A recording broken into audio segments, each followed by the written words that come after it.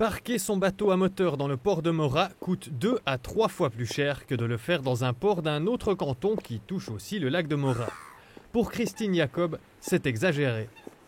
Avec sa motion, elle espère que plus de gens placeront leur bateau en eau fribourgeoise pour que le canton puisse en tirer plus d'argent. C'est pas si agréable quand on paye dans un canton beaucoup plus et dans les autres cantons on paye moins. Et tous les bateaux, ils peuvent circuler dans tous les lacs. Baisser les taxes ne ravit pas souvent la gauche, surtout lorsque l'on parle de moteur. D'après les estimations du Conseil d'État fribourgeois, les taxes sur les bateaux à moteur auraient rapporté environ 2,5 millions de francs en 2020. La députée au Grand Conseil Chantal Muller trouve aussi qu'il serait plus judicieux que les cantons s'accordent au niveau de cette taxe.